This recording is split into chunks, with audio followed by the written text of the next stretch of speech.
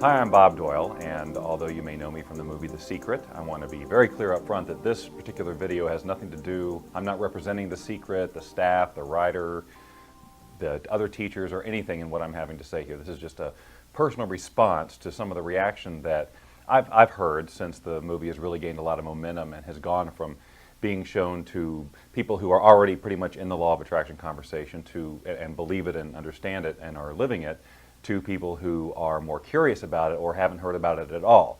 And of course, since that's happened, that's when all the sort of the objections come up. People have questions. The skeptics are, it's just the natural progression when you release a movie like The Secret that, people are going to have their objections and their questions. And I've noticed that there's a sort of a common group of questions or objections that come up. And I just kind of wanted to take this opportunity to address a few of them.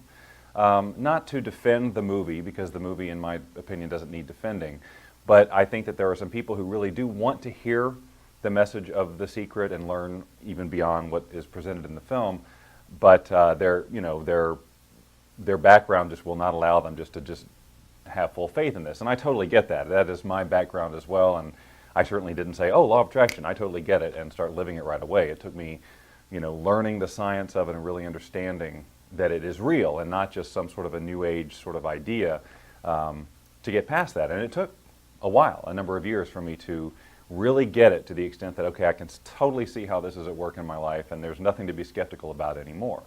But until you really do that work or whatever, that study of it, it's so easy to look around and say, oh, there's no way this is true because I've got all this evidence. And so that's the nature of some of the objections that have come up. But I do want to address one thing that is more or less about a perception that people have about the movie, and that is that, they're presenting that the law of attraction is all about making money. It's all about getting material things. And first of all, I don't really get that when I watch the movie, because there's clearly sections on health and relationships and world events. I mean, it definitely talks about money, but it also talks about much more. But I think that if a person has issues with money, whether they don't make enough or they have a belief that it's not spiritual to have a lot of money or whatever, if they view this film and they see that we even talk about money or cars or homes or anything like that, then they say, oh, well, this is all about material, possessions, and it's not at all. But the thing is that, my point of view on this is that what we're really trying to do is attain some sense of wealth or abundance, whatever that means to us. It doesn't mean an excess of money. It doesn't mean anything in particular. It means what it means to you. You being able to do what you want to when you want to.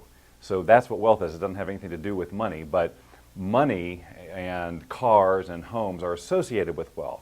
And so to go through the exercise of visualizing them helps to have you achieve that wealth mindset, that feeling of what wealth means to you. But it doesn't have to be those things. It can be anything that you consider to be important or a sort of a token of your success or whatever.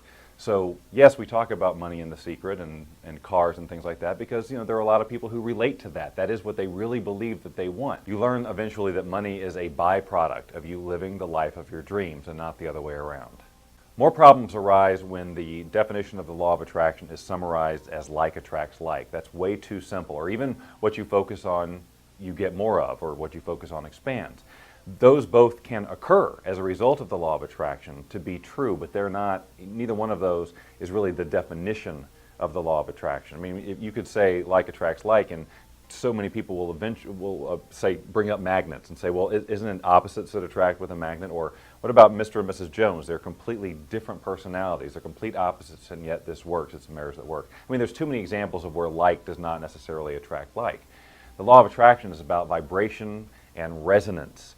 And when two things are in vibrational resonance, they tend to attract. And one of the examples I use is music. If you like a piece of music, it normally is because it hits you on some sort of emotional level. You feel it.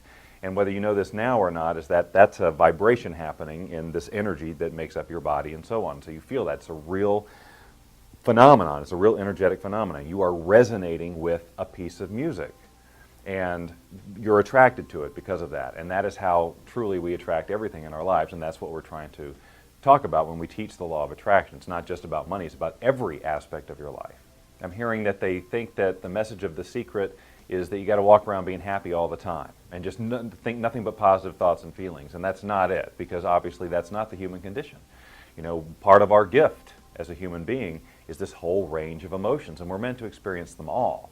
But we don't have to dwell on the ones that feel bad. And in fact, When you dwell on the ones that feel good, your life is just better as a result. From an energetics point of view, you are attracting things that are in resonance with that. You use negative emotions as sort of a, oh, hey, check in, I'm out of alignment somewhere along the line, and then you go back to, you just naturally get back, you release resistance, you do whatever to get back into that better feeling state. You don't dwell in the negative emotion, but you're not trying to ignore the fact that you have those. You will have them, and it's part of life. People also tend to think that what we're saying is you just sort of make a wish and wait for it to happen, and that is not it. And it's another interesting point is that we talk a lot about taking inspired action in the movie, and yet people aren't hearing that. They're hearing all the genie in the lamp stuff, and all that's all true. But you do, part of the manifestation of any desire is going to be you working in concert with the universe, really, in an energetic flow. And so you're going to get ideas for action to take, or ideas, or you're going to meet somebody, you're going to get whatever, you're going to have to take some action. But it's not that you have to figure it out. All you have to do is follow your intuition and just go do it. It's going to come very naturally, it's going to be fun, it's going to feel in the flow, and it's going to bring you closer to your desire. So yes, there's action to be taken. It's not going to feel like work though, and sometimes the law of attraction can occur like magical. Like, how did this happen? I just sort of put this out there 5 minutes ago and here it is. It's all about the level of resistance we have towards a certain thing. Resistance is just an energy system that is not in resonance with what you're trying to attract, and they usually come in the form of limiting beliefs or negative thoughts of some kind that seem to come up in patterns. There's something that you can recognize in your life. And there are also things like issues of deserving. I don't deserve to be wealthy, I don't deserve to have the things that I want, or beliefs that you have to work hard, or beliefs that rich people are evil. Any of those things act like an energetic force field to what you're trying to attract if it has anything to do with wealth and abundance, because they're not in resonance with it. It's literally acting like a force field.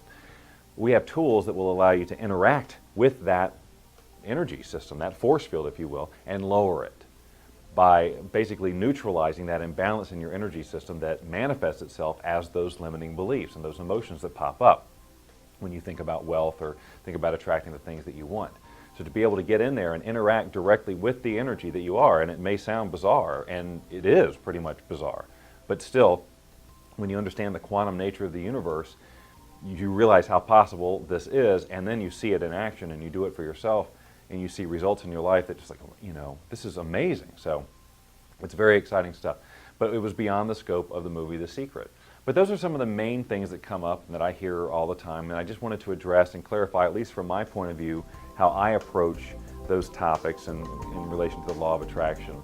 I really appreciate you watching this, and if you have any other questions, feel free to visit the site and contact me there.